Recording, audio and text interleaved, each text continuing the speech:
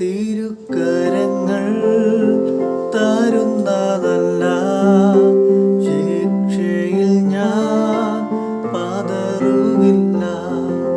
മാക്കണമെങ്കിൽ ശാസനകൾ സ്നേഹത്തിൻ പ്രകാശനങ്ങൾ.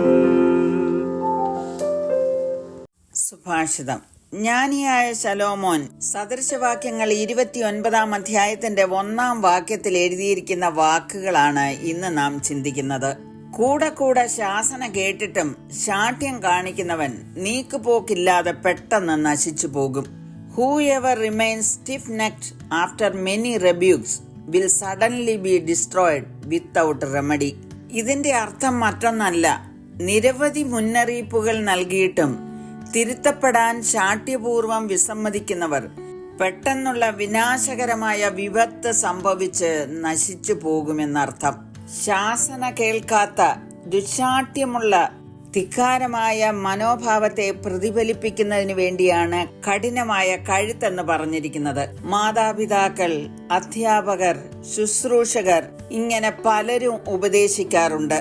മാത്രമല്ല, മനസ്സാക്ഷിയിൽ കൂടെയും സാഹചര്യങ്ങളിൽ കൂടെയും പ്രകൃതിയിൽ കൂടെയും അതിലുപരിയായി തിരുവെഴുത്തുകൾ, പരിശുദ്ധാത്മാവ് ഇങ്ങനെ പലതിൽ കൂടെയും നമുക്ക് മുന്നറിയിപ്പുകൾ ലഭിക്കാറുണ്ട്. തെറ്റാണ് എന്ന് മനസ്സിലാക്കിയിട്ടും മത്സരിച്ചു നിൽക്കുന്ന മനോഭാവവും മനുഷ്യനുണ്ട്. നീതിമാനും ദയാലുവുമായ ദൈവം തന്റെ സൃഷ്ടികളായ മനുഷ്യർ നശിച്ചു പോകുവാൻ ആഗ്രഹിക്കുന്നില്ല. തിരുത്തലുകൾ മനസ്സിലാക്കി മടങ്ങി വരുവാൻ എപ്പോഴും ദൈവം ആഹ്വാനം ചെയ്തുകൊണ്ടിരിക്കുന്നു. കൂടെ കൂടെ ശാസന കേട്ടിട്ടും ശാഠ്യം കാണിച്ച് നശിച്ചുപോയ അനേകരുടെ ദൃഷ്ടാന്തവും ബൈബിളിൽ രേഖപ്പെടുത്തിയിട്ടുണ്ട്. ഇസ്രയേലിന്റെ ആദ്യത്തെ രാജാവായിരുന്ന ശൗൽ ദൈവത്തിന്റെ ശാസനകൾ നിരസിച്ചതിനാൽ പട്ടുപോയി.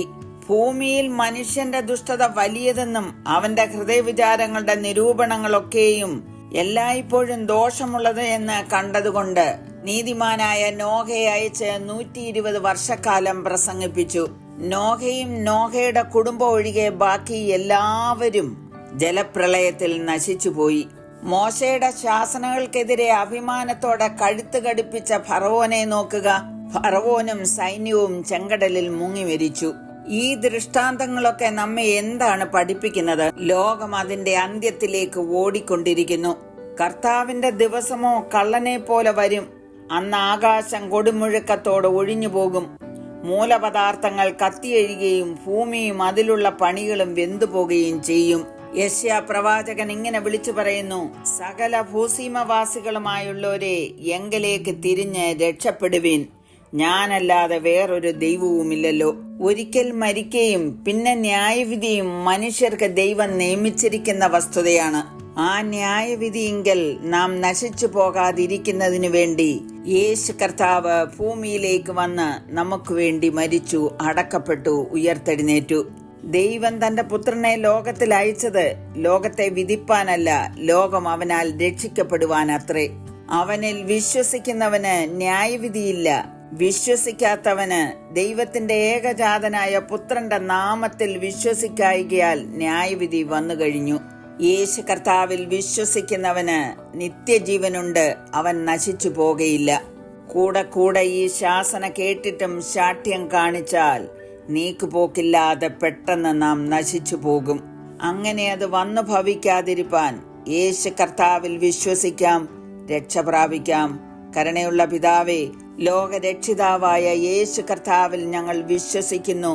അടിയങ്ങൾ നശിച്ചു പോകാതെ നിത്യജീവൻ പ്രാപിപ്പാൻ അടിയങ്ങളെ സഹായിക്കണമേ എന്ന് യേശു ക്രിസ്തുവിന്റെ നാമത്തിൽ അപേക്ഷിക്കുന്നു. കേൾക്കണമേ. ആമേൻ. നിൻ പ്രസാദം പ്രമോദം, നിൻ പ്രകാശം ജീവനാ, നീ താൻ എൻ്റെ ഏകലാക്കും, നീ എല്ലാറ്റിലുമല്ല. എൻ കർത്താവേ, ഞാൻ പിൻചെല്ലും, നിന്റെ രക്തം താൻ ചൊരിഞ്ഞു.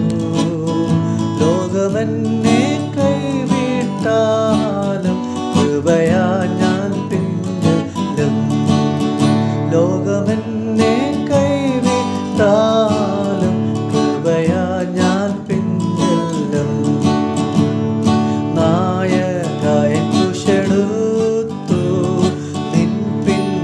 തന്നെ വരും ഞാൻ.